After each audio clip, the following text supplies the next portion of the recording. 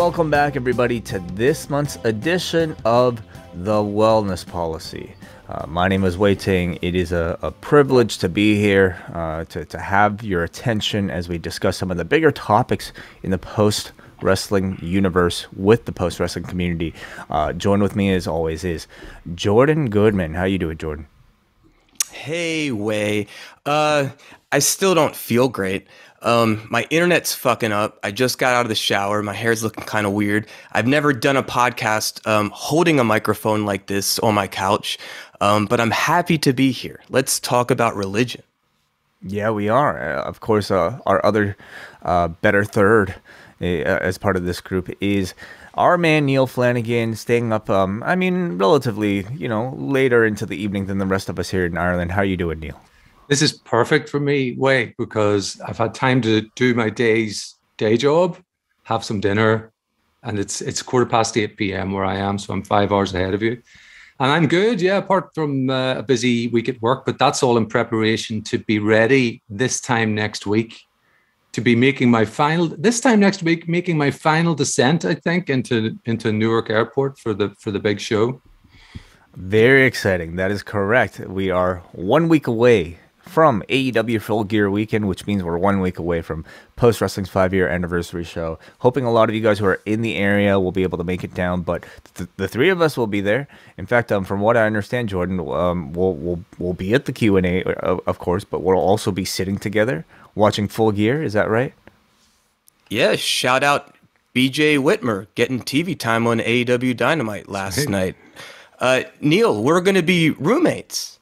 That's right. Jordan and I are rooming. That should be interesting. It'd be something. Are we sharing a bed? Have we? What's happening? It is my firm understanding that there are two beds. So, of course, we still could, but I don't think you would want to, Jordan, or me for that matter. No offense. Well, listen. We'll have a full recap next month. It'd be a great podcasting material either way. I can't wait to hear about the roomies in New Jersey here. But of course, a bunch of our other friends from the post wrestling audience will be there. Some of them even in the chat room today. So hello, all of you guys watching us right now on Zoom. We are available live every month on a Thursday at 3 p.m. Eastern. So thank you to all of you who decided to join us today. We will get to some of your thoughts on today's topic of conversation, which is what, Jordan? Today we are going to be talking about the topic of religion and spirituality. Just some light chat after a couple years of some heavy and heady topics on the wellness policy. I don't know, maybe a month ago or so, Neal and I were, I don't know, Neal, how did we stumble into a conversation about this? But I remember feeling very engaged. And during that time, it was the Jewish New Year. So I was very engaged professionally in the religious culture that I was born into. But do you remember what sparked that conversation? I don't. It was just one of our meandering conversations that went there. I think you did mention some of the high holiday stuff. I started talking, we'll get into this as the show progresses. I started talking about some of my experiences in the religion that I was nominally born into. And we went from there, I think. I think we got quite deep about talking about, going camping away from light pollution and looking up at the stars and thinking, whoa, what are we a part of? And it was a good chat. It was a good chat. So let's now do it on the internet with our friend Wai Ting. Well, I mean, we were trying to come up with a topic for something like this, and you two had mentioned, talking about it personally. And I'll admit, I was maybe a little bit concerned about what I would be able to lend to the conversation, because I did not grow up religious, really, in any way. Spiritual, I suppose, it depends on what your definition of such a big term might possibly mean. But I suppose not being religious is in itself maybe a part of the conversation as well. So I don't know. Where do you start with something like that? Well, why don't we start with what your definition of spirituality is? Okay. I guess to be spiritual to me, indicates maybe some sort of communication with an intangible being that can either be I don't know, within you, could be external of you, could be a place, could be I don't know, an object, could be, any number of things. But I guess I maybe I look towards it as like sort of dialogue of sorts, or with somebody other than yourself. How would you guys describe it? I think I would say something similar. Spirituality as opposed to religion. These aren't dictionary definitions, they're just off the top of our heads. But I suppose I would suggest that spirituality is an openness to there being more than the physical world that we experience through our senses, and an openness to perhaps science not holding every single one of the answers to the great questions of life. And then I guess religion is a subset of that, where we have these great religions of the world and some smaller ones that apply, I suppose, some rules and boundaries and dogma to what that really means, That's interesting. I've never thought of it I've never thought of thinking about religion as a subset of spirituality, I guess, it's a kind of spirituality, a specific kind of spirituality. I think it's right. Like to me, it feels like it's almost like a way to organize, maybe like a system, something that systemizes spirituality. I don't know. Yeah, it's I think cultural and social. So I think organization is a good word to use. It's a way to organize people and thought through customs and beliefs to access their own spirituality. So for me, when I'm thinking about spirituality, I'm thinking about feeling connected to something greater than myself. And to echo Neal's idea of, especially beyond like just pure physicality or what we deem as like typical or normal. So for me, like when I'm having a spiritual experience, I'm feeling connected to the entirety of the universe, however I perceive that to be. But it's something bigger than myself, which is why I've always been attracted to like musical experiences for spirituality, where it's being in an amphitheater with 18,000 people, fully connected to everyone. To me, that's a deeply spiritual experience, and it feels there's this like intangible quality and almost hard to describe quality that feels unreal, but at the same time, it feels more real than my typical day-to-day experience. Interesting. So can you tell when you're having a spiritual experience? Well, that's an interesting question. I suppose so. I don't know if I'm necessarily often thinking about that. And that's why I like having these types of conversations, because it challenges me to clarify how I sense the world and my beliefs about the world. I would say that if you were to ask me, then There's going to be a lot a of blank pauses on this podcast, and I think that's perfectly fine, because a lot of this stuff requires, I think, a lot more thought. So please continue, Jordan. Sorry. Yeah, well, this is us stretching and growing in real time, which I think is super cool. If you were to ask, look, I don't think there's just either spirituality is turned on or off. Okay, so I think some experiences could be more spiritual than perhaps some more surface level experiences.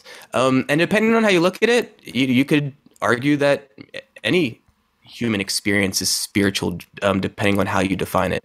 But again, for me, the way I define it is feeling connected intimately to something far greater than myself and what my ego or my just individual identity.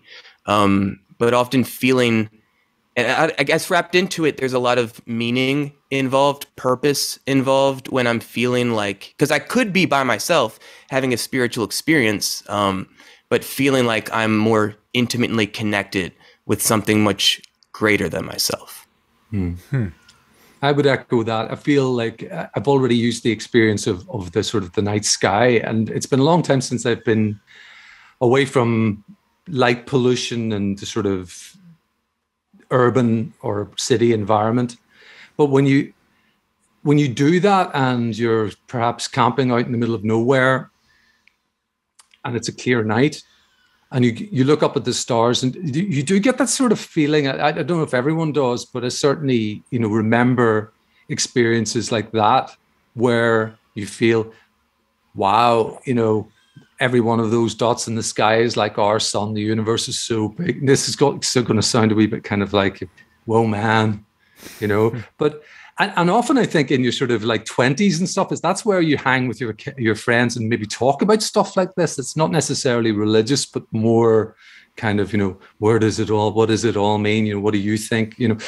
And that's where I do think those sorts of experiences, you do feel a kind of connectedness that Jordan's talking about that you can articulate, like he said, it's not something that switches on and off, but you do get those one-off experiences where it's, what's it all about? Why am I here? I'm such a small part of all of this that I'm looking at. Where did we come from? What was there before?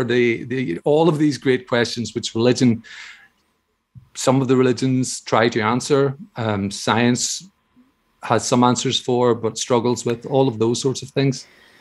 So like, I'm just trying to think about like, though, like what you two just described, maybe kind of my own feelings about it. I mean, does spirituality have sort of like a unifying, I don't know, I suppose like quality to it that somehow just, makes us have an understanding of how big this entire place is, and that we are just kind of like, one part of it.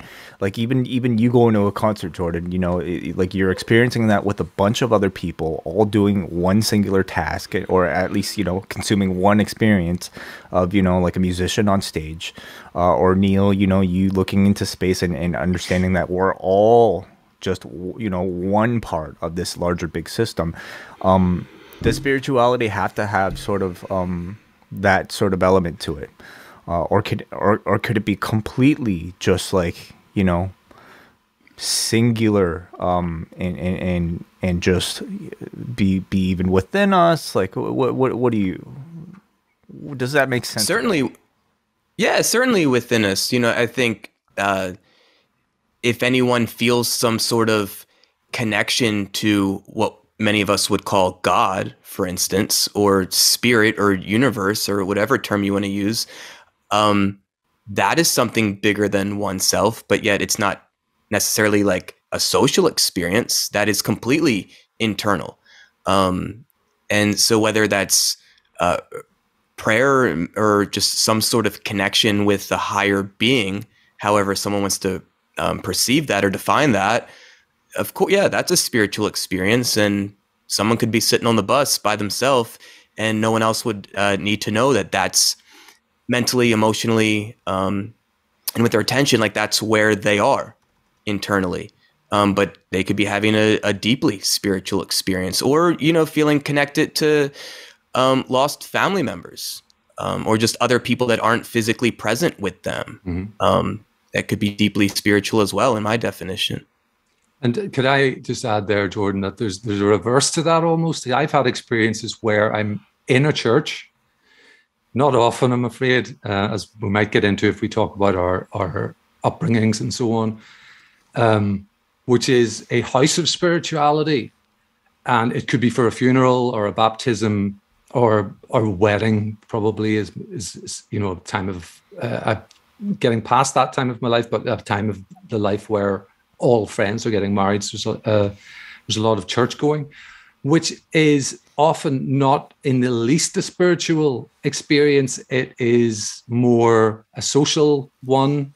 More, the church is really the venue for a lot of my friends. It's not really, they're not really there to get married in the eyes of God or whatever the words the priest might use. They're there because that's what's expected of them. That's what our society and my in my particular part of the world is quite Christian expects. But I'm sitting there feeling happy for the happy couple and happy to be with my friends, but not in the least bit spiritual. So the opposite can be true too from the bus. You could be in a church and feel deeply unspiritual. So I think it is a deeply personal thing. And shall we get maybe into a bit of your own personal journeys with either spirituality or religion? Would you like to start, Neil? Sure. I just a very brief. I won't get into I won't bore anyone with too much of the details. But Northern Ireland is a predominantly Christian part of the world, and it just so happens the census is very current. It was conducted in 2021, so the results are just coming out. And in Northern Ireland, about 42% of people, and this is people who identify as currently religious, not just by background or what they were born into. 42% identify as Catholic, which is the largest Christian sect.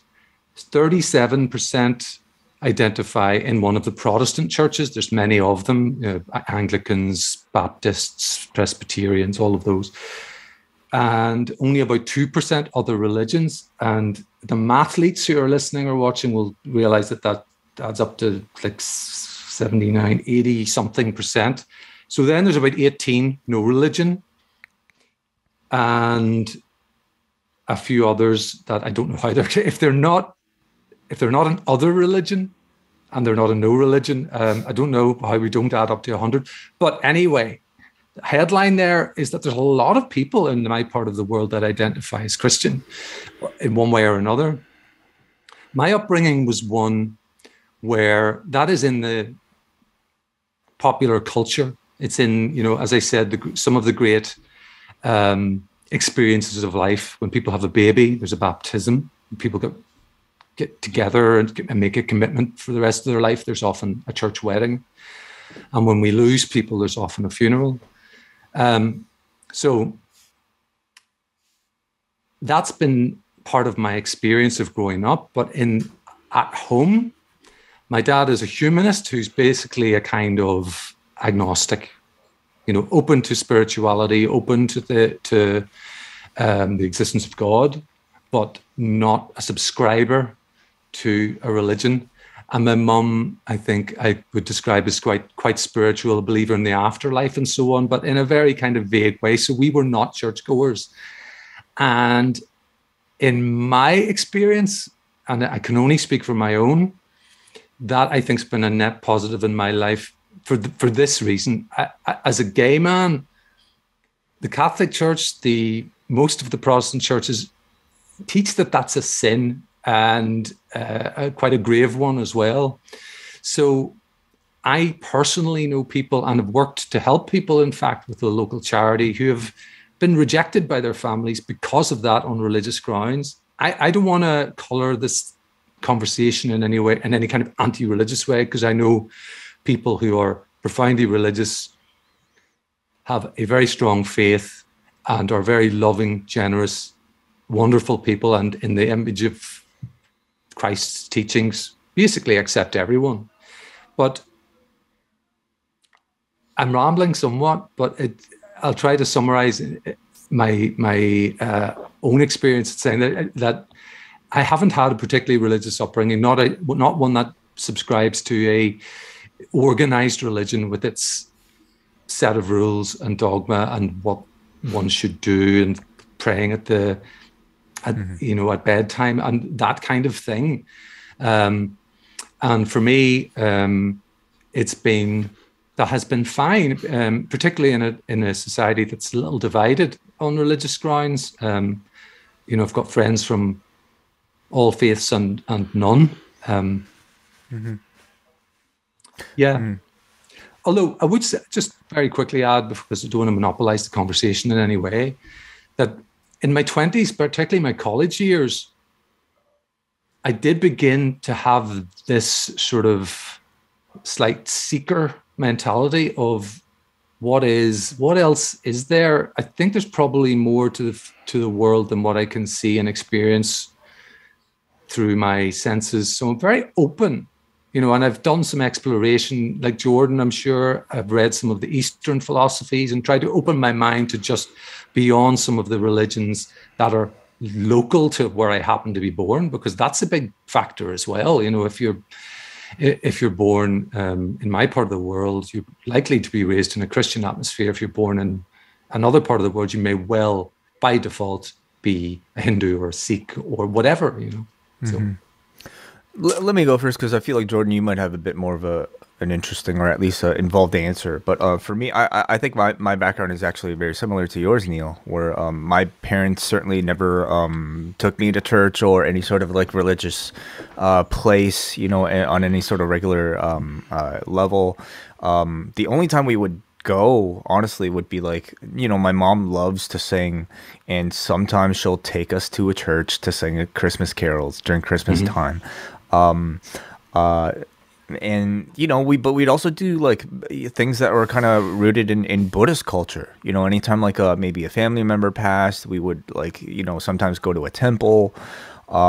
We kind of have like really just a bit of a combination of traditions that are probably rooted in religion, but honestly for us are more like cultural and socially based. Both of my brothers, actually, it's interesting because like in their own adult lives, found religion on their own. Both of them became Christians later on in life. And I haven't exactly spoken to them about, like, you know, what exactly were the reasons why, but they both found it individually. And I've seen, like, you know, the tremendous benefit that I think it's given them in their life. So I will never disparage, you know, somebody who is able to find that help through those systems. But yeah, as far as like me, my wife, and I guess my parents, we're all, I would term myself as agnostic. You know, I don't belong to any religion in particular, but like I'm open to the idea, and I certainly, like, you know, for my own comfort, like the feeling of knowing that there's hopefully something else out there besides just this. What about you, Jordan? Well, like, real quick, wait, it's Christmas time. Like, do you participate culturally? We have, yeah, like, I mean, doing the presents and all that, you know, but again, that is cultural and not religiously sort of based at all. Understood. I'll admit, I'm fucking weird. I'm still fixated 8 minutes ago. Neil, you used the word mathletes. I've never said that out loud, and I just wanted to say that on the internet.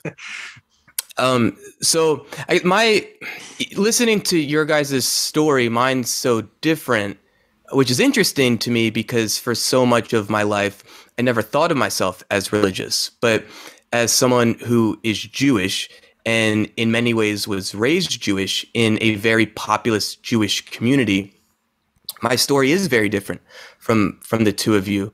Like, I went to a Jewish community center for preschool and kindergarten.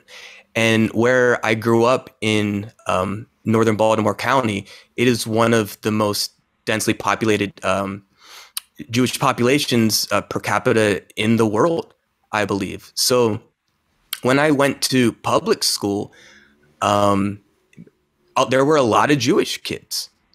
And it wasn't until I got to college, which was still in northern Baltimore County, that I met people for the first time where they were like, "You're the first Jew I ever met." And obviously, by the time I was 17, I knew that the Jewish population was an incredible minority relative to, let's say, Christians in the United States, but throughout the world. But I just grew up with like a lot of Jewish people.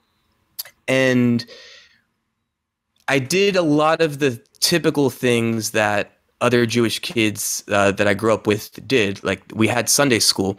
Maybe I went twice a month. I knew other kids who went 3 days a week. But WWF Superstars was syndicated at 11 a.m. on Sundays. And like every other time, I would win that battle with my parents. And I did the bar mitzvah, kind of kicking and screaming, but it felt like a thing that I should do, even though my parents told me straight up, if you don't want to do it, you don't have to do it. But it seemed like everyone else was doing it. It seemed like a thing I should do. And I did it. And after that, as you know, I just turned 14 when I had the bar mitzvah. And after that, like I figured I was done. I didn't really go to a synagogue for, I don't know, a very long time after that. And we would do like high holidays. But here's the thing. One of the many reasons why I think I just had zero interest in it was that I wasn't really given context. Maybe I was in Hebrew school, but I was either too young or just didn't care enough to let it sink in. But it's like, we're using this different language, so I don't know what the fuck we're talking about when we're doing these prayers or songs or whatever. We're having these different meals, and it's like, okay, here, this egg represents this, and this bone represents this. And as a kid, like no one's really explaining this to me in a way that resonates. So it just felt like, why are we doing all these things without like intention or purpose? And to me, it was just like, I don't know, this isn't cool, and I'm not finding much value in it. And it was what it was. As I got a bit older, like my late teens, early 20s, I started going to a Buddhist temple in the local community. And that's how I got introduced to meditation as a practice. And walking in there the first time, I just remember I was like, oh shit, this feels different than like being in college, or this feels different than being at like a local punk show. Like, I don't know any of these people, but all of them seem to accept me.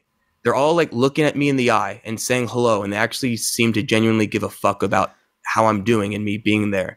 And that was interesting to me, and felt very spiritual as well. And so that's where I really started, I guess, exploring like philosophies that might be, or wisdom that might be taught in certain or many religions, and became much more open-minded to that. Honestly, I didn't really come back around to Judaism in like a real tangible way until I started my Beat Well business, where I'm facilitating rhythm-based programs with all groups of people. And that's when I realized, oh shit, the Jewish population is very small, but it endures and it's powerful because we take care of each other. So when I started marketing this business, I realized that more than half of my business was coming from like Jewish organizations, the Jewish community.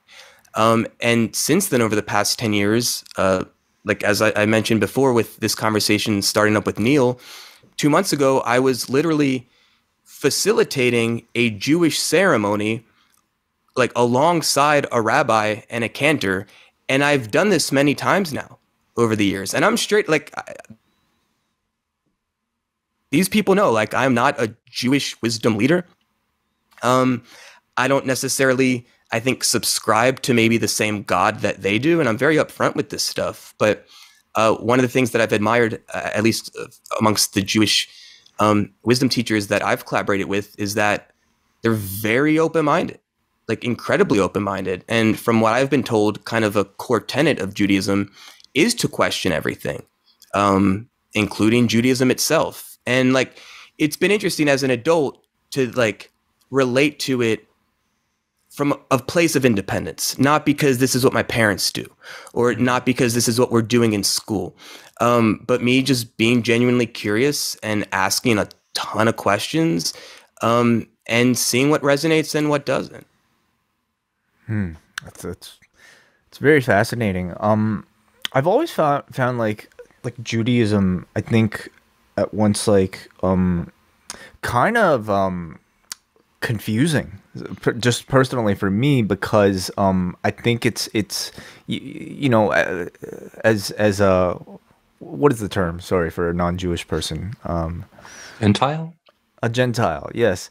I guess like there's so much tied in sort of the I don't know even know if you would call it ethnicity of Jews with the religion itself.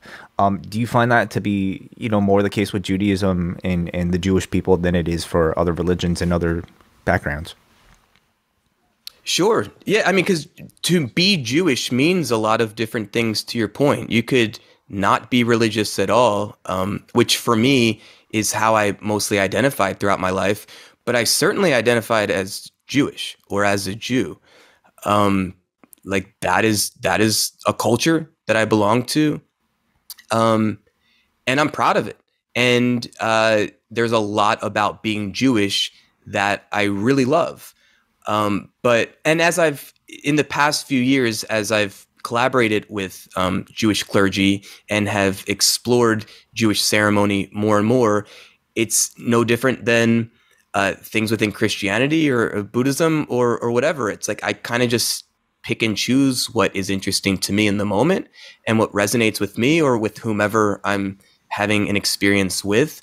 And I use what works for me, but at the same time, like if I'm doing the Christmas presents with my girlfriend's family, like I'm not necessarily identifying as Christian, right? Like I'm still a Jewish person, and that's how I identify. Mm-hmm. But it is interesting, I guess, compared to maybe other religions or religious cultures of this idea of how we identify with these things. But again, I know a lot of Christian people identify as Christian, but they're not necessarily religious per se. Yeah. But it's not necessarily an ethnicity either. Mm-hmm. Yeah. I think it's interesting, Jordan, that you mentioned, not engaging in a lot of, if a ceremony is as a kid, particularly if a ceremony at temple is taking place in Hebrew and you're not sure what the actual meaning of these things are, how important it is from a spiritual point of view that we actually engage ourselves, our minds, and probably more importantly, our souls, if you believe in the soul, in what is going on, because there is a similar experience in the Catholic Church where if anybody who's listening who's ever been to a Latin Mass, especially as a kid, no idea what's happening. You're sort of taught what to say in response to certain things that are said by the priest. You're taught what way to go around the aisle to receive communion, things like that, but not really schooled in what the meaning of all of that is. What it should really do for your inner being. Did you never not have, Jordan, like, I don't know, sort of like a little kid's version of I think these lessons? Because like the times that I guess I have been I don't know, exposed to Christianity as a child, I mean they do a great job of telling these stories for children and teaching the lessons in a way that is palatable for really anybody. We did. And look, I'm sure I had good Hebrew school teachers. When I think back on just grade school in general, I really didn't pick up that much from math or from science or from history or from English. Like thinking back on my childhood, I realized I was just thinking about music and pro wrestling most of the time. So I think a lot of it just came down to I didn't give a fuck when I was in experiences where people were teaching me these things, and those people trying to teach me were not effective in resonating with me. I think that's really what it just came down to. Certainly. But for you ended up finding those sort of things on your own via just personal curiosity. But what sparked that curiosity for you?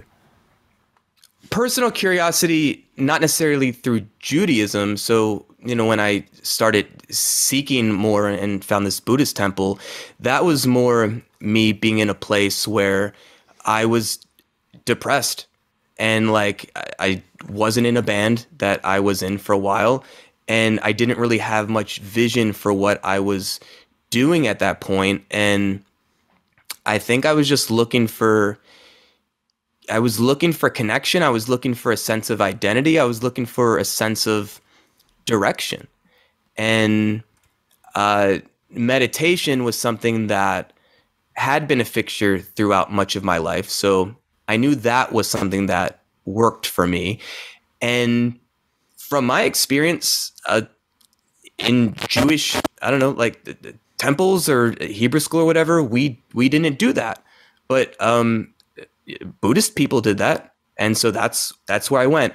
The Judaism and my curiosity about that, and I think my deeper connection with that, again, that was just a byproduct of professional opportunities, like straight up. And I'm very fortunate for that because it's given me a lot of good business, but even more importantly, it's allowed me to connect with my Judaism in my own way, more independently and as an adult. So there's a lot more intention and choice within that. Before we continue, I do want to maybe just open it up to everybody that's joining us right now in the room. If you guys have anything to say at any point, we're going to make this a very casual sort of jump in if you have something to say type of thing. I want to go to first Chris from LA. Chris, welcome to the Wellness Policy. Sorry, unmute yourself one more time, and you have something to say in the conversation. What did you want to add, Chris? The stories, even with Jordan and Neil, those kind of stories resonate with me a little bit because I grew up in a very Christian household. My grandfather was a missionary. My mother had me when she was 15 years old. So it's, I've kind of in my family been the poster boy, so to speak, for not having an abortion, that kind of always put me in this weird space, right? Like realistically, because my mom had her fair share of issues growing up, and, I'm kind of the mindset that maybe it might have been, maybe you would have had an easier road to toe if you did have an abortion, right? Not saying I'm not glad to be alive, but it's just the indoctrination that I got as a kid was very, very subtle in a lot of ways. Sometimes it was obvious and sometimes it was subtle.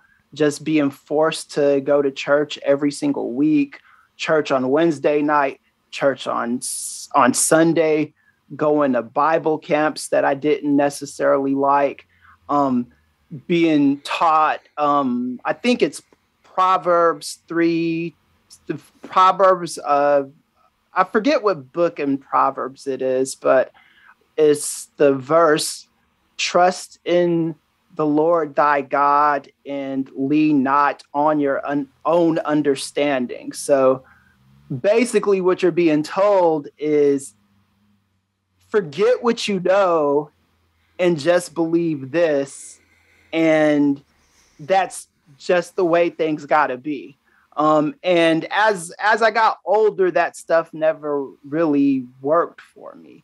And then I just started noticing trends in the United States of America that I've found about religion. And when I went to church, because I'm writing a book right now where I have where I'm going to have a chapter on all this stuff. And there is a lot of like Christians in this country that feel like they are not accepted by the rest of society, when the actual irony is you are accepted more in society when you adhere to some kind of religion than if you don't. Every single president of the United States has been a Christian, and it's been a little unusual when there's been a Catholic that's the president. We have a Catholic right now as the president, Joe Biden.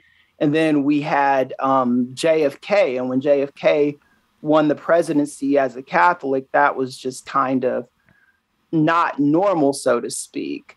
And when I've gone to church as a kid, I was taught, like, the world is out to get Christians, and you have to fight back against society. And they took prayer out of school, and as soon as they took prayer out of school, that's when the world start going to hell and all that stuff. And it was just I spent most of my life being Christian, and I kept being Christian until it stopped making sense to me, if that makes sense. But it's one of those things where I kind of know how to talk to believers and religious people. If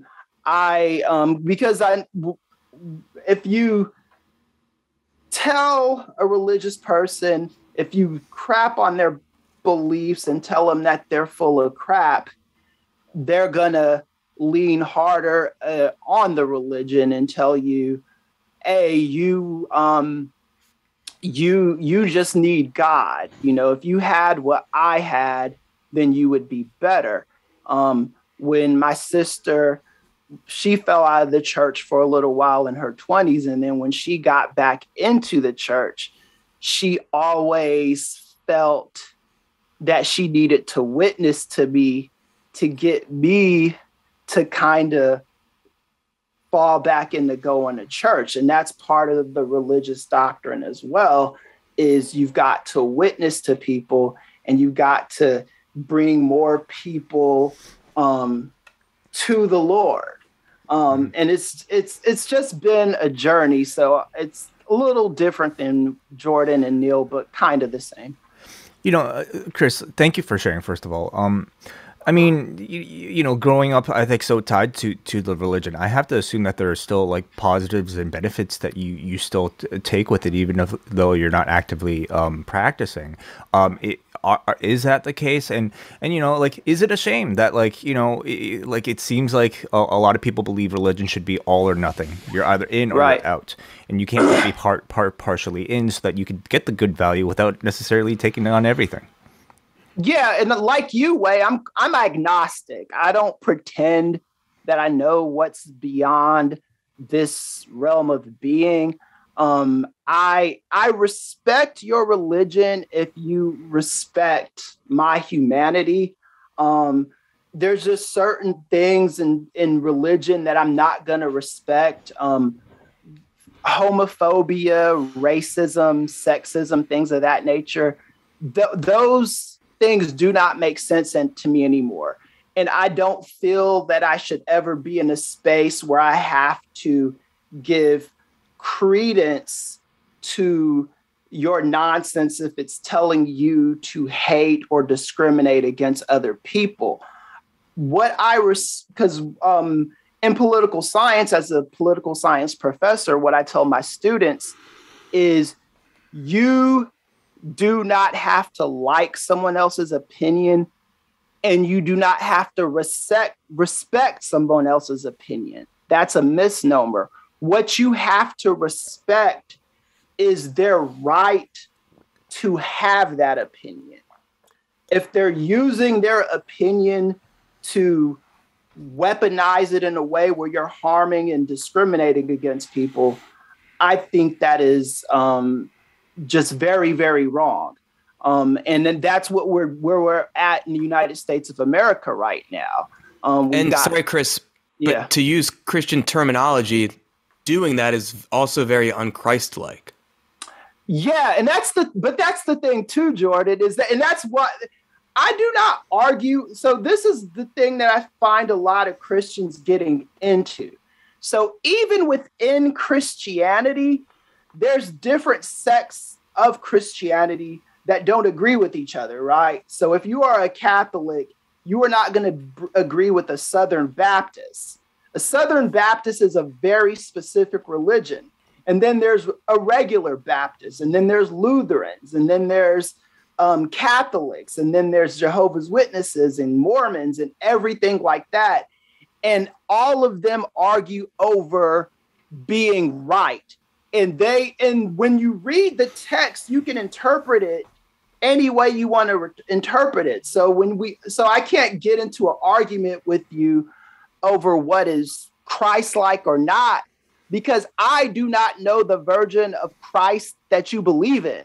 So like, that's just the argument that I stay away from. To me, it's like arguing who's better, Spider-Man or Superman, who would win in a fight. Mm-hmm. I stay away from that kind of stuff.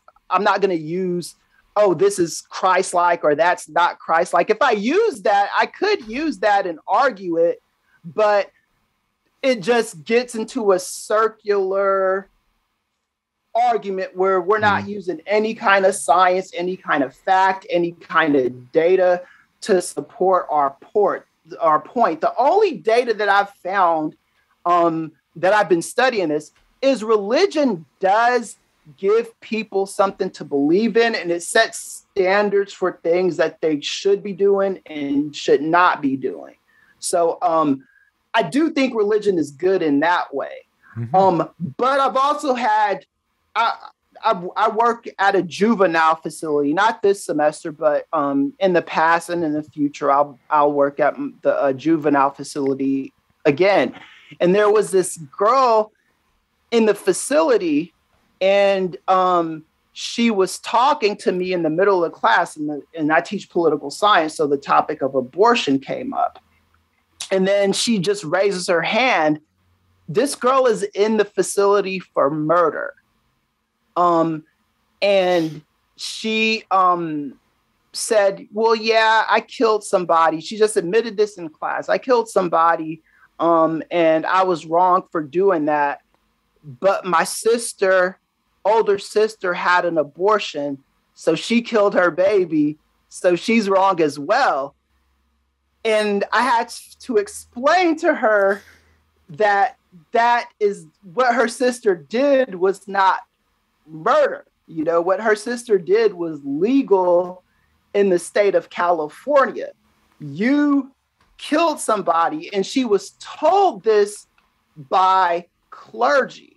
So what I've come to notice with people is that, and this happens in my family too, is like my grandmother, 91 years old, and she still sometimes does this. When people do something wrong and fall out of favor with people, when they find God, when they find the Lord, in my family, they are welcomed back with open arms, and they do the same thing all over again. You know, it is just an endless cycle of this. So what I try to get them to do is temper their religion, because I don't want them to not have their faith, but I also want them to understand there's real life consequences for your bad actions. All right. Sorry, I know that's a mouthful. I just had to kind of it's great. It's get great, that great out stuff. there. You've given us a lot to think about. Any responses from either the two of you, Jordan or Neil? I think it's very interesting that Chris has had such an uber religious upbringing, but didn't rebel, for want of a better word, against it by becoming an atheist. None of us have spoken about atheism really, and I think that's interesting because there was that time, probably people will all maybe remember, there was a rise of, it was in around 2010 or just before that. What's his name? There was Christopher Hitchens wrote a book called from God Is Not Great. Yes. England, right? Yeah. And there was a kind of a rise of it was almost fashionable to be atheist, but that, as Chris has mentioned, people react very badly against that, I find. And even as someone who is agnostic, I find almost that kind of fervent atheism almost in the same bracket as a fervent faith of a kind. You know, trying to prove the negative. It's a religion in itself, right? Atheism. It feels like a religion, especially when you talk to people who are bitter against God and hate God. You know, I've talked to so many people like this where they just Like, if God existed, then why am I going through this, or why am I going through that? And they just completely disregard their life choices and say, oh, God did this to me, where you can point to very, specific decisions that you've made. Because I've gone through that stage, right? I went through that stage where I was broke and destitute, and my girlfriend broke up with me, and I had no money coming in, and I was always making wrong decisions, and I blamed God for that. And it was like, no, I was financially illiterate, I was book illiterate, and I made a lot of decisions that put me in this position. And how do I work myself out of that? And a lot of people use God for that, and that's commendable. But for me, that wasn't going to work for me, because it just, it was just a repeat of the same thing. So I had to kind of just learn on my own and understand that, and I've never cheated on my girlfriend, but let's say a lot of cheaters use this as a excuse to get back with their husband or wife, right? They'll say, oh, well, I stopped going to church and reading the Bible and having faith, and that's why I cheated on you. And don't take personal responsibility for, you put yourself in a position where cheating was an easy option. You cheated. You need to apologize. You need to atone and move on. Don't use some force outside of yourself to blame for what you did. And Chris, that's something I bring up often when I'm in kind of the planning phase before doing some sort of programming with a faith leader, because when they're, really the objective is to take wisdom from the religious teaching, whatever it may be, and to figure out a way to communicate that to the people we're working with. And really my job is to create a rhythm-based experience to embody the wisdom. But when they start talking about God, and I start feeling that it gets into this territory where sometimes it just feels like we're giving too much of our own power and responsibility and independence away to it. And that's where I start to get a bit uncomfortable. And I'll often share my take on the religious teaching in the sense that, like, we're ultimately responsible for ourselves. Yes, we can't explain how the universe works, or why bad fortune may occur sometimes, or good fortune for that matter. So there's more than our fair share that is out of our control. And maybe, yes, we leave it up to God, let's say. But when it comes to the personal connection, sometimes it just rubs me the wrong way, where it feels like God lets us off the hook. Yes. And I talked to a lot of pastors about that too. We discuss, God lets us off the hook, And I find that particularly interesting in the Christianity that I grew up with, because with a lot of Muslim religions, a lot of like Jehovah's Witnesses and stuff like that, when you commit a cardinal sin, you are put out on Front Street, right? Like, you have to confess to the church, you have to do a certain amount of things, and then you're back into the fold. And I don't like that either, but it at least makes them think twice before they make these mistakes again. Whereas in my religion, it's just sin, pray, God will forgive you. Sin, pray, God will forgive you. And it's rinse and repeat, right? And that's why I kind of, if someone's going to try to argue, like, is religion good or bad? Like, I think of it like technology. It's neither. It's how people use it. Yeah. It's how people interpret this stuff. Look, I think all of these religions, the major religions, point to a lot of the same stuff or similar stuff. And a lot of reason why people are attracted to religion is because we want some sense of order. We want to know like what is right and what is wrong, and how to conduct ourselves, and certain customs or expectations of what it means to be a human being in community for the time that we're here. But I think as society advances and we have much more access to information, other cultures, other religions, etc., it's like, be a decent fucking person.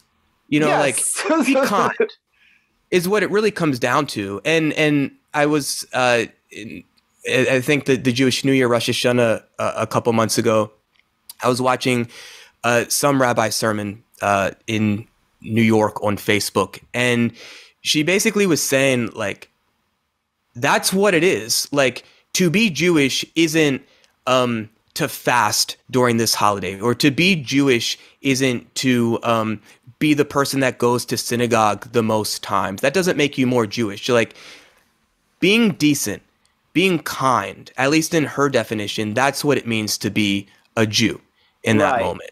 And that really was the first time I was like, huh, then maybe like I could see myself being more religious than I ever like gave myself credit for, if that's the intention behind being a religious Jew. And honestly, I don't even really care to identify one way or another, because for me, that's just what it comes down to. Like, am I, you know, I have, I think, a decent sense of my own morality. And I might be interested in Neal and Wai in just getting a sense, because you guys haven't really grown up with much of this, of where your sense of morals and any other beliefs maybe formed or evolved. But really, I feel like that's what it just comes down to. It's like being decent, being kind, being generous, being truthful. That's a sense of that I've always had. You know, that's really sort of like to me one of the main points of organized religion is to try to, you know, is a code of ethics for, you know, a community to kind of live by. I tend to get mine through watching a lot of TV and watching maybe like Full House and, you know, I don't know, comic books like that are to me like my morality plays, pro wrestling for that matter. I guess they, you know, you can argue maybe a lot of those things are maybe quite firmly rooted in maybe Western, you know, Christianity themselves. But like you said, Jordan, you know, I feel like a lot of those things are like a lot of the stories kind of teach you similar values, but just maybe without some of that extra sort of, I don't know, strict requirement that you know, a religion demands. But you know, it works. If it works for somebody else, then good for them. Yeah. I'm going to show my age a little bit here. When I was young, He-Man and the Masters of the Universe, the original cartoon, not anything that came after that, was on, and it used to have this little segment at the end where He-Man would like pop up, or one of the other characters, and tell you the moral of that week's episode. You know, Prince Adam, you know, did something wrong today, you know, when he whatever it was, you know, that kind of thing. But it's almost as valuable as some other things. My personal upbringing was moral code. I feel like that really came from my parents' sense of just be kind. How would you like it? You hear that a lot. If somebody else did that to you, and that is basically another version of the sort of golden rule: do unto others. That's in most religions, and whether or not you believe in the divinity of Christ, I think that a lot of historians will, you know, it's basically accepted that this man, this Galilean carpenter, existed and upended Roman society. You know, that's basically established fact, and a lot of his teachings are very much worth, you know, having a look at. But I don't think religion is necessary to have a good sense of ethics, being truthful, being kind to others, and really, like when you get into the big ones in the Ten Commandments, knowing that murder is wrong. That should be kind of baked in, I think, to most of our these, from a young age. I do want to give a chance for other people to speak. Chris, you've been great. You're welcome to chill in the background here. And I'll be here. If anyone's got any questions for me, just I'll be here. So yeah. Thank you so much, Chris. Let's go up next to Hansi. Hansi, thank you for waiting patiently. What's up? Hey man, what the call? This topic really it's really getting me where I'm going, man. Because I'm inspired because there's so much stories I have. I know I can't have that much other people calling in, so I'll try to hurry it up. But there's a couple of interesting things about my journey for religion, because I grew up Muslim, right? And then we come I was born here, and the thing is my parents would get shit from other Muslims because they weren't super strict enough, even though I felt they were still strict enough. Oh, you can't even though I probably could have stood up for myself, by wanting to have a girlfriend. But since I am back in my head, I thought I had to get an arranged marriage. I would just want to be friends with the girls, and I never expressed that, because to people in the Western world, especially back in the 90s and early 2000s, they weren't super understanding. If something is weird about someone's religion or how they go about stuff, then people would kind of judge you. And I felt really, really, as a Muslim, I felt like I had to be self-deprecating. And by that, I would make fun of my own people and all that. And then to show that I really didn't give a fuck, I would also disrespect other groups and all that kind of stuff. I wanted to be super edgelordy because I hated the restrictions of what I was supposed to be as a religious person when I'm watching all my heroes on television act a certain way. So in a way, I think a lot of us do growing up, that we consume a lot of entertainment, and that becomes kind of like a religion, because I became a rebellious atheist, and Bill Maher would be my level of oh, this is how I should judge the world with atheism and all that. Even though I think a lot of quote unquote atheists, and I'm not saying every atheist, because there's good atheists, obviously, but I find that a lot of the ones in show business who were became guys like Bill Maher, they use it to justify their propaganda against a certain group, where they don't put context in what Western U.S. military intervention has done to cause the stuff that has caused and all that. And I just felt when I became more atheist as I was watching more showbiz stuff, but I'm not realizing that I'm falling for another religion. You know what I mean? People, capitalism could be a religion as well. For example, if I told you I'm going to go knock down a building because my religion said so, you'd be like, that's fucking stupid. You're an idiot. And yet when capitalists knock down a building, you go, oh, well, these did it because it's business. And then you're like, oh, okay, well, that makes sense. That makes sense. What to call you. So there's stuff I find that even though they're not considered religion, I feel people use them as a religion to get their point across. So that makes sense. Right. Do you guys agree? Do you guys agree with that? I'm mostly on board with that. I've been around enough Wall Street types of people where there's you go to a church or a mosque or a synagogue, there are customs, there are forms of dress, there are morals and codes, very much similar with a Wall Street type of culture, very similar to a pro wrestling culture, and then I guess it opens an interesting conversation of how do we define religion culturally and the ways in which we relate to it. But yeah, I think Hansi, is creating some interesting discussion. I thank you for kind of agreeing with me, whatever. The thing is also the other thing is I felt especially in the 90s or growing up, one of the reasons why I didn't want to get into sports, because one time my family went to this cricket game, and it was labeled Pakistan versus the world, where it was two of different people for each team. And I as a kid, I think adults are supposed to be mature and all that. and all of a sudden, like, I'm seeing like different groups of people like just shitting on each other and like screaming at each other because of a cricket game. And I'm like, this is what brings it out. And I just didn't like that negative energy. And I just thought like this is what, like, I never understood, like, I have to hate a Hindu because India and Pakistan are warring with each other. Like I never really got that, but I see that kind of justification between different. It's not like they hate other groups, and that everyone becomes protective of their own group, so they go extra disrespectful. And I think, and we generalize. Like, for example, I never understood why I'm supposed to hate a Jewish person because Palestine and Israel and all that. Like, you know what I mean? Like, I never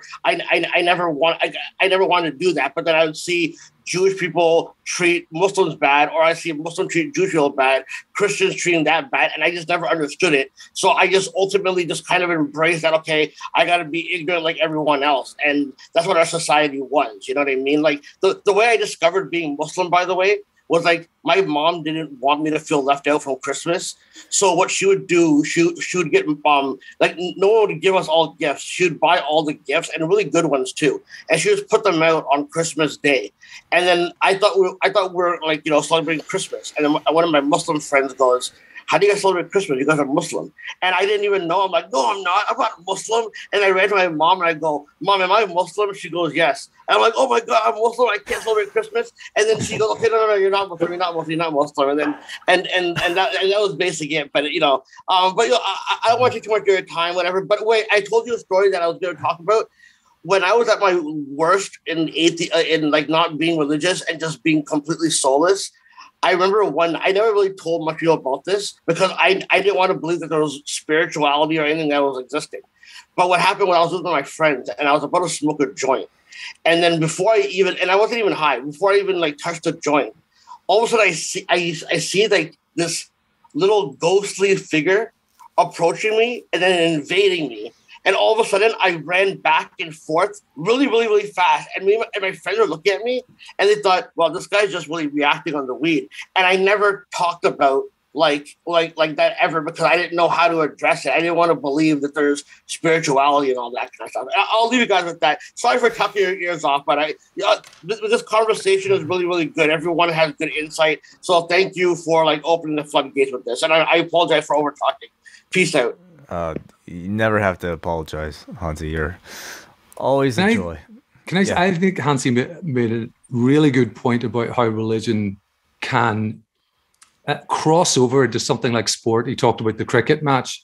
It crosses over. As an observer watching the midterm elections in the States, I see it crossing over into politics in a way that I'm not really familiar with. Now, I say that as someone from Northern Ireland where religion and politics does intermix. But at the same time, the UK has its first Hindu prime minister in Rishi Sunak. No one cares about that. They only care about his politics. I happen to be a little more to the left than the Conservative Party, so it's immaterial to me. But when I see certain political groups trying to kind of take ownership almost of particularly evangelicals and so on, it seems weird as an outsider looking in. You know, when you see prayer circles at the electoral counts and at the candidates events and things like that. I mean, politics is its own thing, right? And I think it should be as much marketing as really anything else, and I don't know, public displays of I don't know, association than really anything. It's similar to religion in the sense of there's ideologies, belief systems. There are like leaders that we can treat like a Jesus Christ, no different than many people have treated a Vince McMahon in the past. And I think that's one of the reasons why religion is such a feature of humanity, is because as people, we need these things. So it seems we need a sense of identity, a sense of community. We need things and people to believe in. We need a way to make sense of the world. So it seems that religion, or what we describe to be traditional religion, has just been an effective way to organize all of these human needs. Let's keep things going here with Steve. Steve, the man not only grows weed, of course, he has added yet another member to his family since we last spoke to him. Congratulations, grandfather for a second time, Steve. Thank you very much. Thank you very much. First thing I want to do is address Christmas. Hansi, I am not a religious man. I absolutely love Christmas. I look at it at this point, for me anyway, and I hope I don't offend anybody, but it's more of a cultural thing than it is a religious thing. Santa. Santa's the man. He's the feature for me and for my family, really. That's, so celebrate Christmas all you like. I think that's amazing.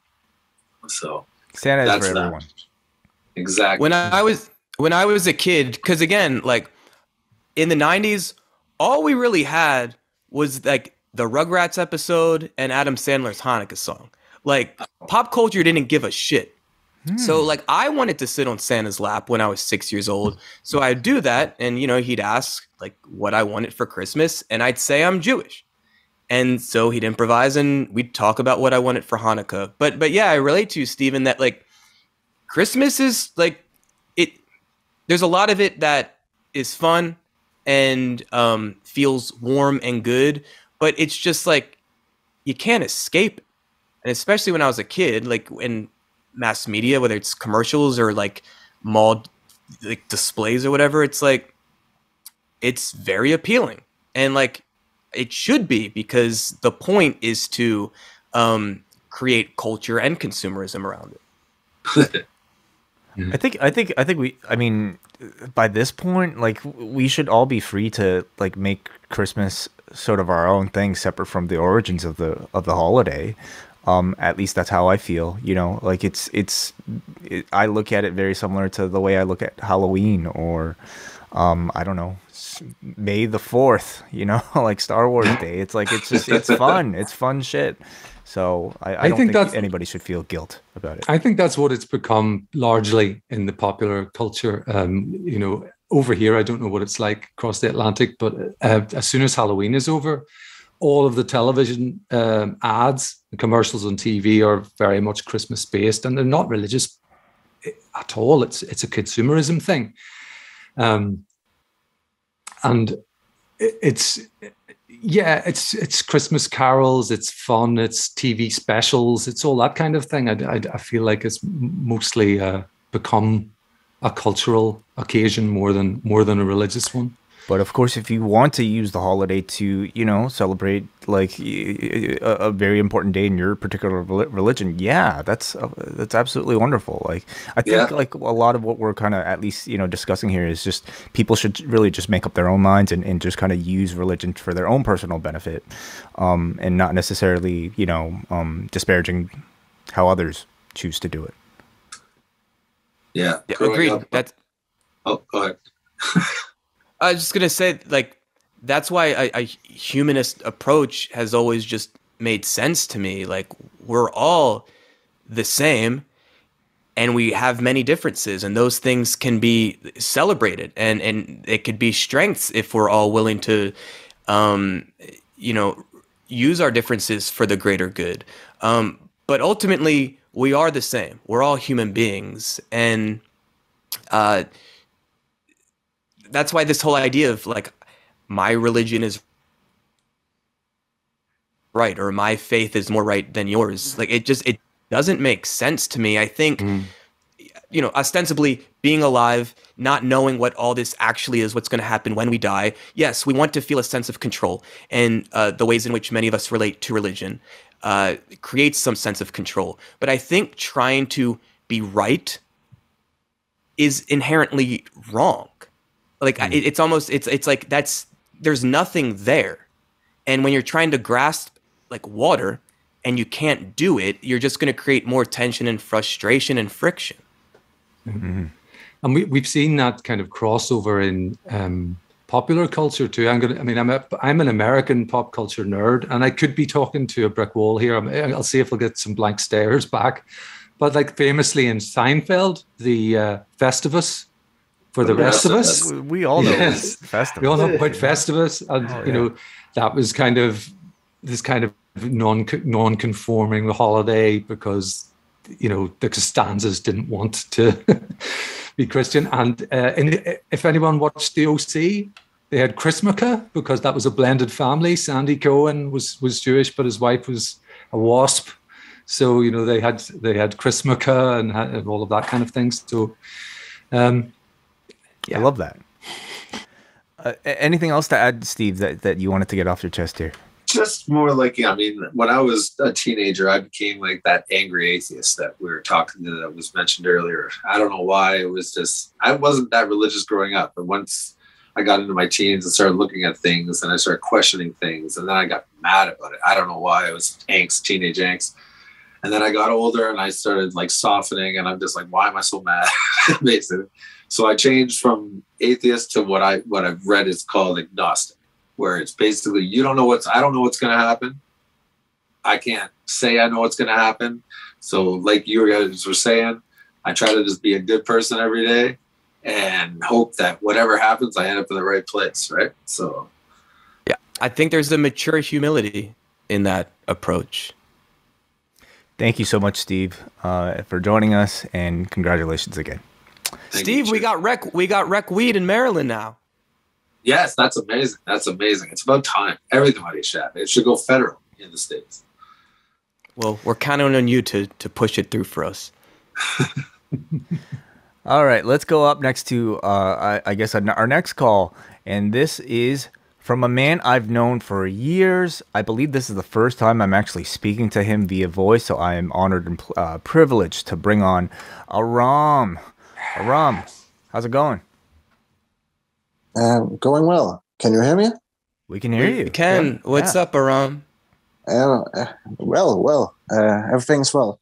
Where are you calling us from, Aram? In Malmö, in Sweden. It's around 10:30 here. Thank you for staying up. Yeah. I have to stay up. My wife is on the way home from work, so yeah, I'm a little bit nervous to speak English to all of you.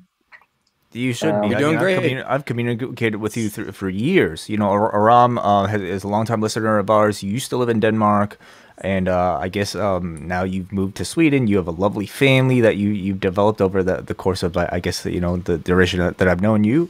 And thank you for calling into this particular episode. Why did you choose this episode to call in? Actually, Neil blackmailed me to do it. Okay, thanks, Neil. Marketing work. His English is terrible. That's wrong. He's getting it wrong. No, actually, it's because I immigrated to Denmark as a very young child from a Muslim family, and I never got raised religiously at all from my mom, and I can feel it today. Like I have a hard time when it comes to religion. I tend to avoid the topic when it comes up. Like, especially from like, I respect everybody who supports their religion, but I have a hard time when they hide behind the religion due to like, how should I say it? Like when people do heinous things or like tell others how to be or to act and hide it behind the fact it's the religion that says it, that's when I back off. And I saw a quote the other day that made me like made me think what I always do. It was like if you bring Andrew Tate to an Islamic family, they would take him in with open arms. But if you bring a homosexual person to an Islamic family, it wouldn't be well received. Mm-hmm. And that's a little bit how I feel about religion sometimes. So like, I I don't know enough about Islam to be able to I think I don't know, state anything as a fact, but I do sense that there is a wide range of how extreme, people might be dedicated to any sort of religion, but especially Islam, at least in our pop culture, at least through stories that we hear. Yeah, do you guys have any thoughts on that? Because I'm sure there are beautiful things about every religion, but when you take everything too harsh, it turns bad. I wanted first of all to say it's absolutely tremendous to hear Aram's voice because Aram, I'm sorry, because he and I have become good friends online, and he's a tremendous presence in the post-wrestling Discord and a very, very funny guy as well. And so it's really nice to hear from him. But I have a question as well. Aram, did you reject the religion that you were raised in at some point?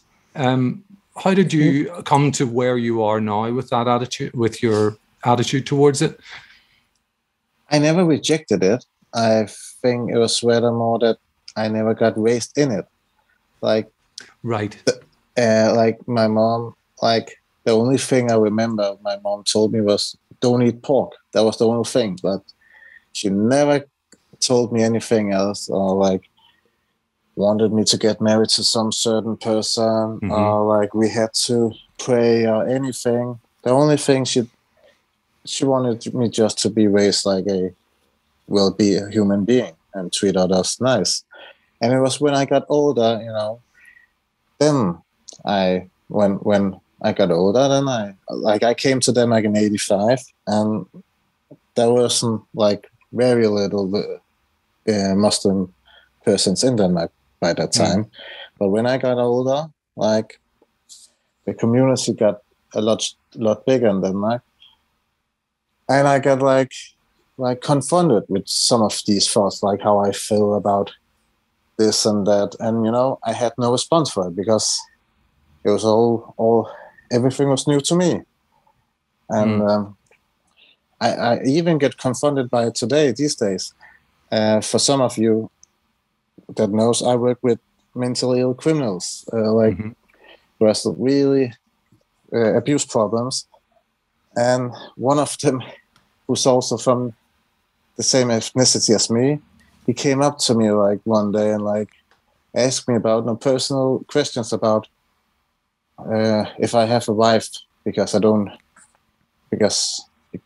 he was just asking, and I told, yeah, my wife is Swedish, and so she's a Muslim. No, she's a Christian. And he was like telling me, you have to be like a good Muslim you have to find another woman that's Muslim. And I told him like, well, you go and rob older people for like money for crack. I don't tell you're a bad Muslim. So, when I get confronted, I just tend to avoid all these religious knowledge and facts, and I don't know how to say it, but it's like, it seems to just dishearten you on the entire idea. It sounds like when you see examples like that. Yeah, it does, and I'm not raising our children in any way. If they want to be religious, that's fine. If they want to go that route, I'll support them anyway. But I just want them to do it for their sake and not hide behind religion to do any. I think it was Christopher earlier who said like he had a problem when people like do an awful thing and use religion as an excuse to do it. That's how I also feel about it. Like, I respect everyone who wants to, who believes in God and who believes in what they do, and it's completely fine with. I respect them at all, but I do also feel like it's really tough when I hear people like hide behind the religion. Aram, is there another side to it though, where, because you mentioned your ethnicity, where you were born, your name, do you ever encounter Islamophobia based on people's assumptions of who they are meeting without knowing your personal beliefs? I'm interested to know that. If I've been met by Islamophobia, yeah. Well, probably lots of times. Like, Denmark was a pretty rough place to grow up in that terms. In the 90s, but that's probably more about the ethnicity, not the religious. Sure. So I've been confronted by it a lot in my when I grew up here in Denmark, and nowadays, no, you don't really do it anymore. Like it's very common and normal right now here. But I grew up in a smaller town in Denmark, and I faced a lot of adversity back then. But as I got older, I moved to Copenhagen. It's the capital. I know there's like 1 million people here, and it's like the biggest city of all, compared. And you can just feel, but that's more of a culture thing, I guess. We appreciate hearing from you, Ron, and hopefully this isn't the only appearance you'll have on the Wellness Policy or any of our shows. So it just took me like 12 I started listening. 12 years. Yeah. I just want to do one shout out, if that's okay. Yeah, please. To my good friend from the Discord, Scott Ferry. He's up guarding some national parks in Connecticut right now. I'm the only one who's getting that, I think.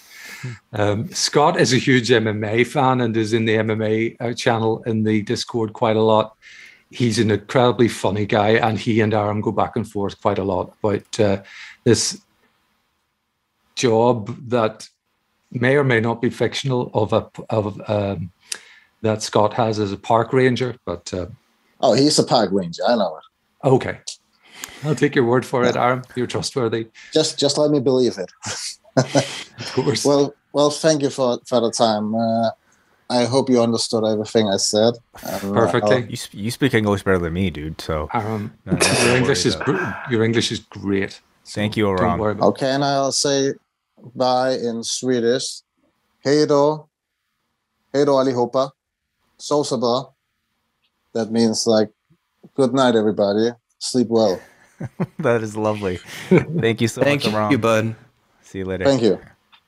Thanks, All right. Hey, let's go to our last call of the day on the Wellness Policy, and we go to a first-time caller here. Welcome to the show, Steffi. Steffi. Yeah, you got to unmute yourself, Steffi. Hey, how are you guys? There you go. Good. Hey, Steffi, what's up?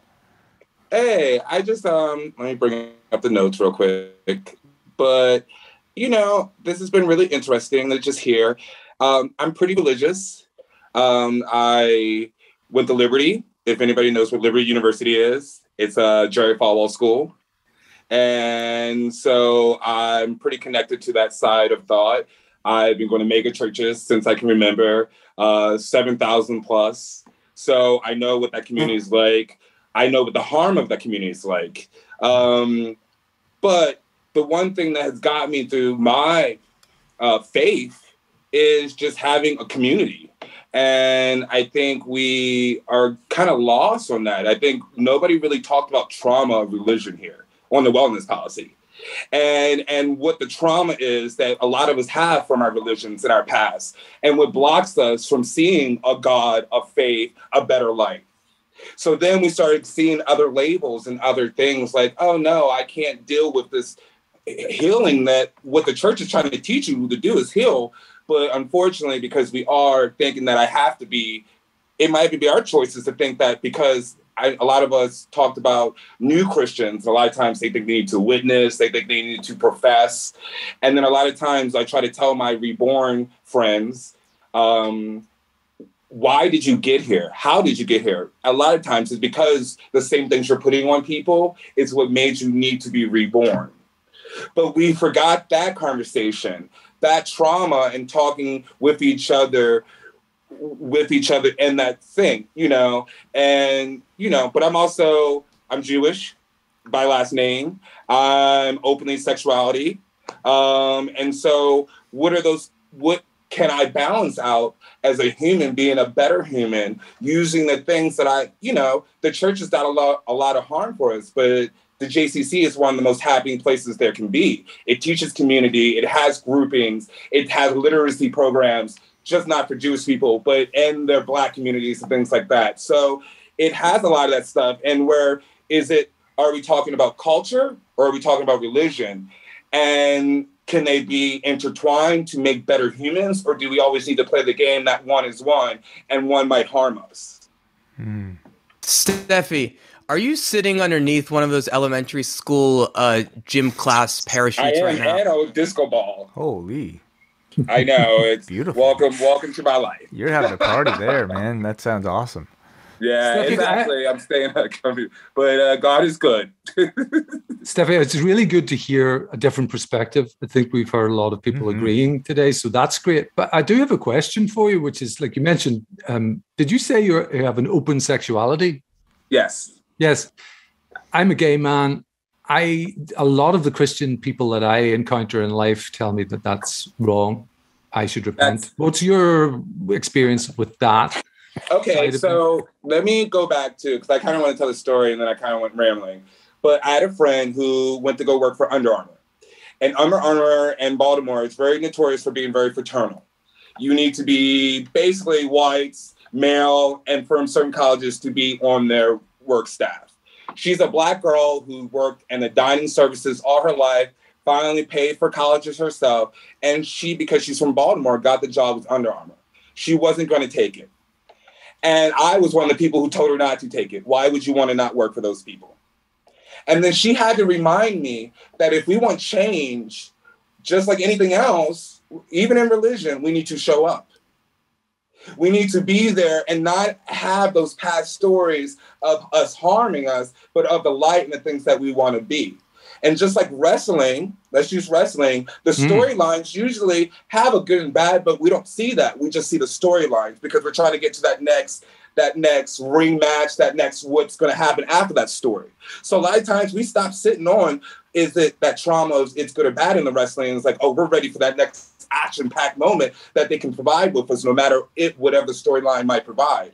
And I think with our faith, we should, as humans, think about it that way. There's good and bad, but there's still that faith, that higher power that's going to take us to that next storyline.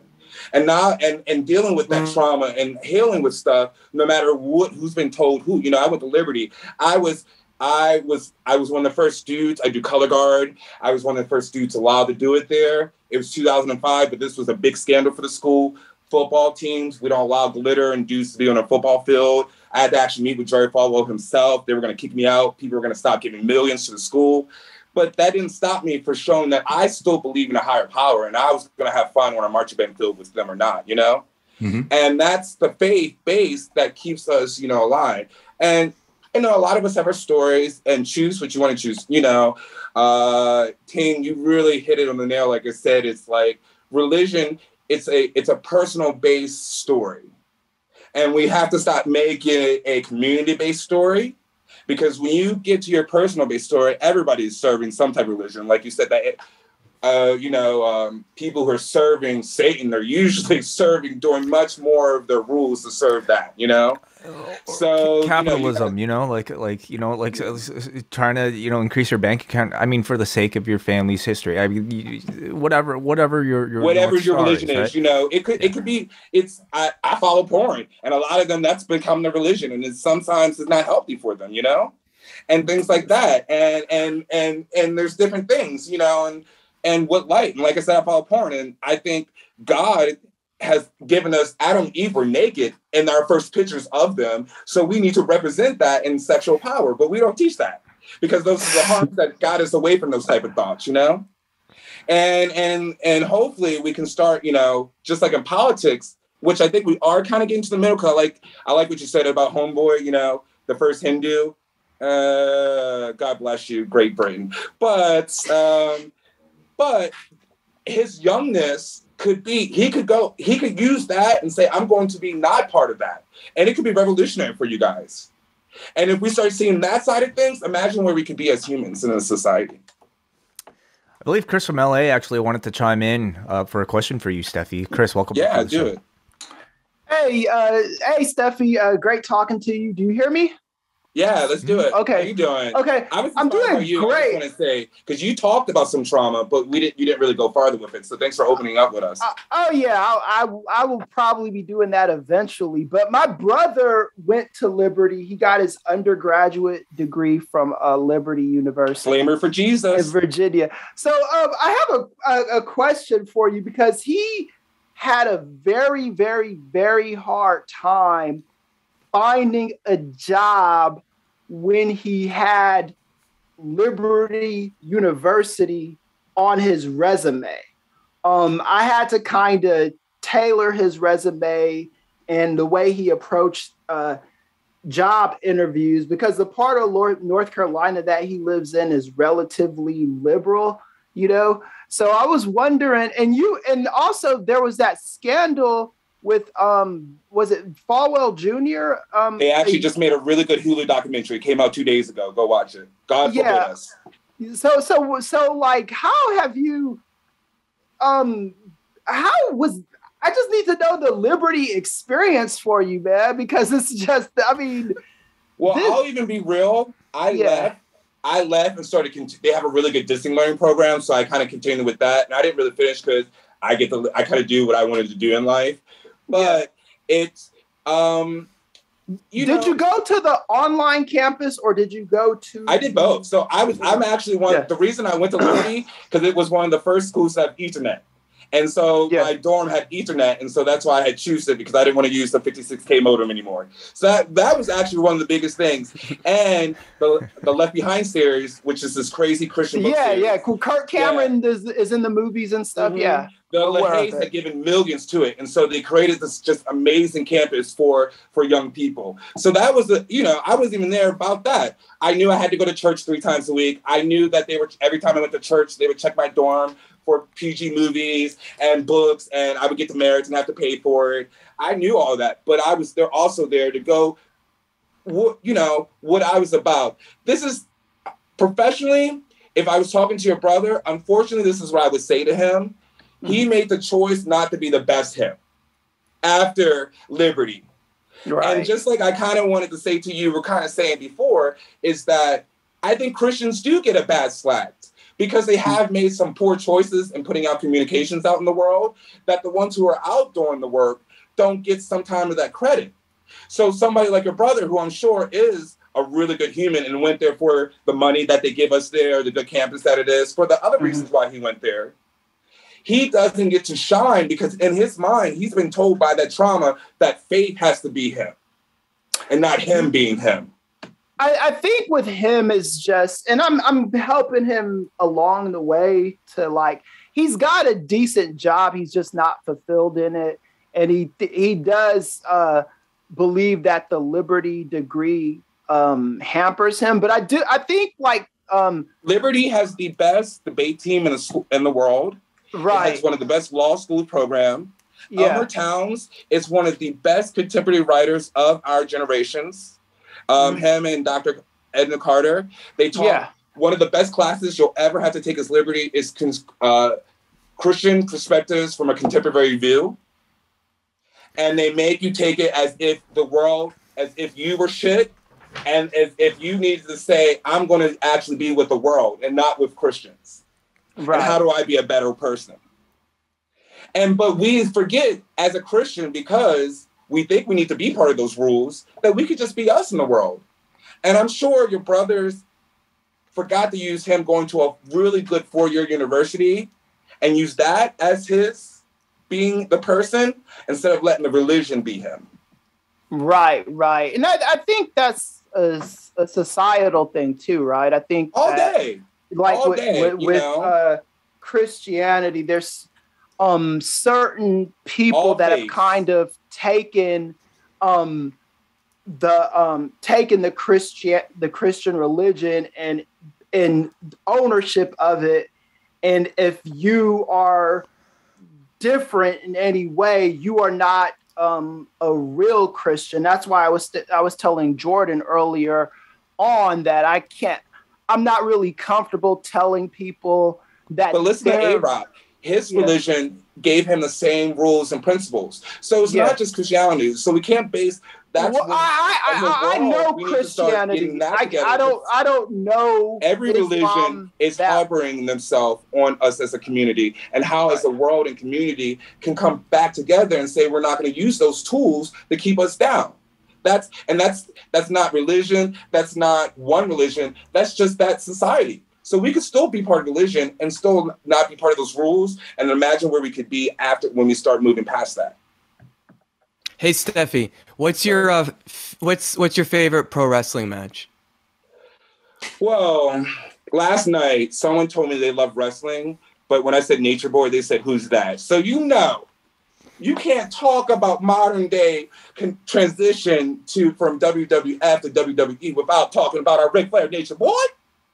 And then, the Young Rock right now is giving us some really good TV and history about it. I hope everybody's watching Young Rock on this community because it's really good. And now we're starting to get to where he's wrestling Hulk Hogan, but Hulk Hogan had to become him and stuff like that. So that era right before they transition into WWE as the full Raw Monday, all that stuff, those are probably my best matches because the storylines are they're goofy and real, So Wai and Neal don't know.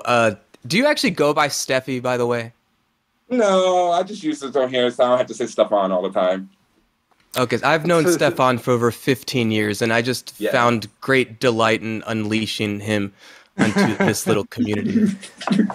Hey, Stefan, we would like to have you on the NWA podcast eventually. So that would be amazing, actually. The Hellraisers are the men who gave us, Undertaker, all of it. Undertaker is one of we don't like Triple H anymore, but Undertaker and Triple H is how we got to here. It sucks that, the McMahons got their way with them, but it is what it is. All right, Stefan, I think you lost us, man. I went NWO, not NWA. Okay, but you know what I'm saying, New World Order. Thank you, Steffi, for taking the time, for joining us for the entire 2 hours. You have a tremendous energy. We hope to hear more from you in the future. I love you guys. Stay amazing. Have a blessed week. Thank you so much. Love you too, Stefan. We are approaching our 2 hour mark here, and I think we've done it, guys. We've really solved the topic. We've cracked religion, spirituality. I don't think there are any more questions to be had on this. You just pass this podcast off to somebody asking, what is this all about? What is it? We've got all the answers here. I want to thank everybody for joining in, for listening to us, for being in the Zoom room, for calling in, especially those of you contributing that way. If you want to leave a question or a comment, we actually have a thread up at the forum, forum.postwrestling.com. It's free. Just look for the questions, the wellness policy thread, and you can leave your questions or feedback to any of these shows or questions for next month's topic, of which I don't know if we know yet. Guys, do we? Are we doing what we did last December? Okay, I think so. I think we're going to do a community-based podcast just like we did a year ago. We essentially kind of left it like open-ended, didn't we, Jordan? It was like it's open topics. So whatever you guys want to talk about, bring a topic next week or just listen in and join in on the conversation as we open it up to the post-wrestling community Thursday. Let's see our you guys aren't even gonna remember if I said it right now. So what's the point? Just leave all your Thursdays at 3 p.m. open here at WrestlingCafe.com. Thank you so much, Chris from LA. Thank you so much, Neal Flanagan. Thank you so much, Jordan Goodman. Plugs from any of you guys. Let's start off with you, Chris. If you're going to be in New Jersey next week, let me know. Just holler at me. I'll be around. The NWA podcast is going to be, I don't know what we're going to do this month, but if you guys ever want to do a politics episode, because politics and religion are the exact same thing in the United States of America. and I will make my argument for that if ever given the platform. So, yeah, that's about it. At KMEZ Does It is where you can interact with him on Twitter. Neal Flanagan. For now. For now. Neal Flanagan, for the time being, where can people find you? Yes, people can find me in the Discord server at postwrestling.com/Discord. Just a quick plug. We've talked about Newark. I'll get this out of the way as quickly as possible. It wouldn't be possible, as you have mentioned, you and John have mentioned on your other various podcasts, without Real Digital, Robert Pearson's fantastic media and consulting services company. And Real Digital has been working with a charity called the Doe Fund, which works to provide housing for the homeless and combining that with paid work, career training, and other supportive services. They advocate for criminal justice reforms to end mass incarceration, alongside investing in solutions to the root causes of crime like poverty, lack of opportunity, mental illness, addiction, all of those things. If you want some inspiration in your day, Google the Doe Fund website, DOE Fund, and go to the success stories section. They do absolutely tremendous work. And there will be a link in the show notes if you would like to contribute. Thank you so much, Neal. What about you, Jordan Goodman? Where can people find you? Papa Roach on Snapchat.com. I just want to say we appreciate your attention. Yeah, thanks, Steffi. If you're listening to my voice right now, just a friendly reminder to be kind to yourself. And yes, and you can find me at Way0937. And Brandon from New Jersey, where can people find you? You can find me on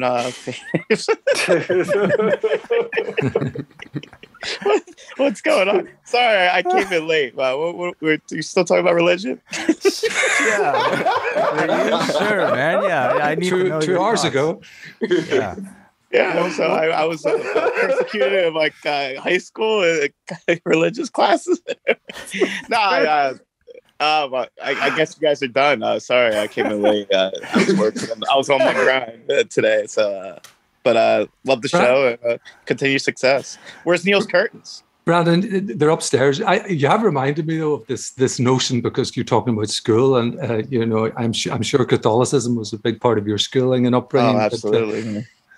That John mentioned yesterday, that he was brought up in Catholic school, and I love the notion of this kind of slightly to me, my picture of a young John, the guy who refused to play the tambourine with the cast on his arm, in what is normally a fairly authoritarian atmosphere. I don't know how Catholic his school was, whether the nuns and priests were actually teaching him, but it's a fun thought, I think, John, in that environment. I remember my nun. I was acting. I was misbehaving in class, and she hit me with a ruler. It was rough times. Yeah, it was like 4th grade, man. It was very different compared to. I mean, you can't get away with that shit now. You know what I mean? I've had that in Hong Kong actually, but I mean that's. Mm-hmm. I think we both turned out all right. I mean, you would almost thought nuns were part of a Latino family with the way they beat us back in those times. Oh my goodness! Okay, we're gonna end the show.